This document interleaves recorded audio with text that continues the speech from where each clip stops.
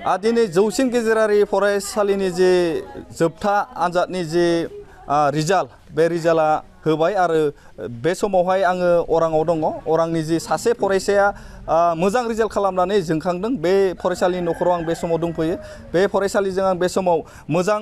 result खालामदों बे फरायसानि खाथियाव आं थांनि बे समाव मा मुंफोर नोंनिया खुलुमबाय आंनि मुङा निहुरसा बसुमतारी मिथिना मोनदों खोब मोनसे मोजां रिजाल्ट खालामदों दिनै माबायदि जौखोन्दो मोनदों आरो मा साबजेक्टआव बेसे नाम्बार मोनदों आं 89% मोनदों 89.6 इंलिसाव मोनदों 84 इडुकेसनाव मोनदों 90 पलिटिकेलाव मोनदों 93 आरो एमआइएलआव मोनदों 92 खोब मोनसे मोजां रिजाल्ट खालामबाय आरो माबायदि फरायामोन मा फोरमायगोन बे समाव 5 घन्टासो फरायदोंमोन आं सानसेयाव आरो बबे फरायसालियाव फराया नोङो आं कलागुरु बिष्णु राभा गोजौ फरायसालियाव फरायनाय आरो माबायदि हार्ड वर्क खालामदोंमोन माबायदि खस्थ' खालामदोंमोन फरायनायाव फरायदो आं हाजिरा लिंबा हाजिरा थाङो फरायनांगौ टाइमाव फरायबाय आरो हाजिरा मावनांगौ टाइमाव हाजिरा मावबाय बिदिनो आरो खस्थ' खालामदों मिथिना मोनदों जे फोरोंगिरि बिफा नोंनि आनजादनि सिगां रुंसारि जादों माबायदि जेंनाजों मोगा-मोगि जानांदोंमोन खस्थ' मोनदों आङो माने खामानि मावनांनो गोनां जादों न'खरावथ' रावबो गैया खामानि गोनां बेनिखायनो खामानि मावदो फरायदोबो बिदिनो उथ्रिबाय आरो दिनै मोनसे मोजां रिजाल्ट खालामबाय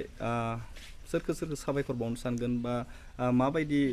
सोरनि मदद दङ बे मोनसे मोजां रिजाल्ट जानो आं बेयाव गावखौनो साबायखर बावनो सानगोन मानोना आं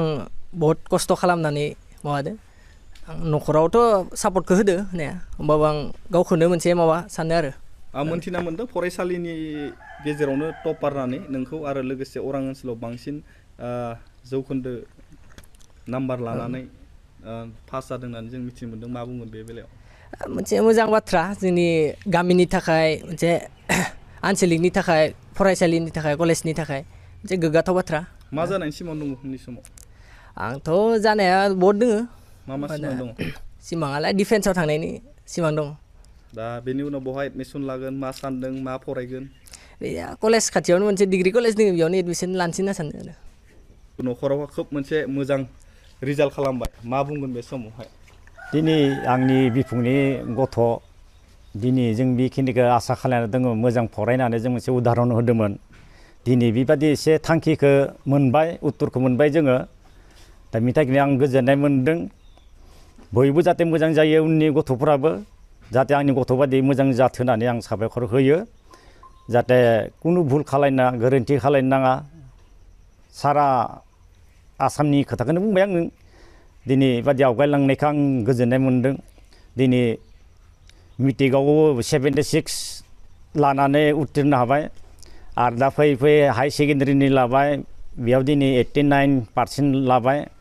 बिनि थाखाय आं मोजां मोनदों जोंनि ओनसोलावनो उरां ओनसोलाव उदालगुरि डिस्ट्रिक्टआव जेने एसे मुंदांखा हिसाबै दिनै गोजोननाय मोनदों आं न'खराव जों नुदों खोब मोनसे न'खरारि लोरबांथिखौ नुनो मोनदों आरो बेनि मादावनो मोनसे मोजां न'खराव रिजाल्ट जादों मा बुङो दा मोजां जादों दिनै बिफायाबोथ'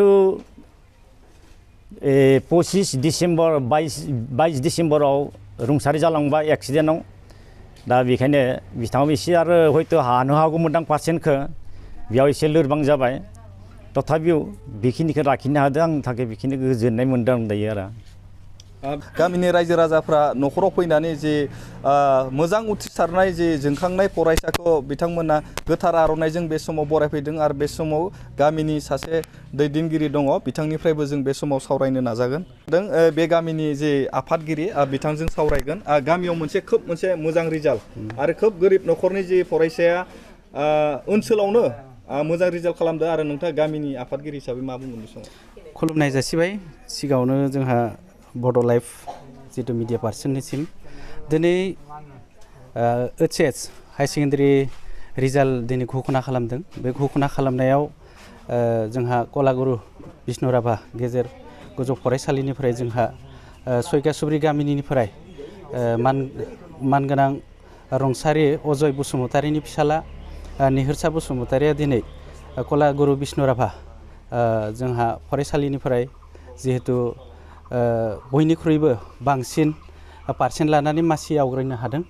दा बेहाय दिनै गामि नाङैनो दिनै मोनसे गोग्गानाय बा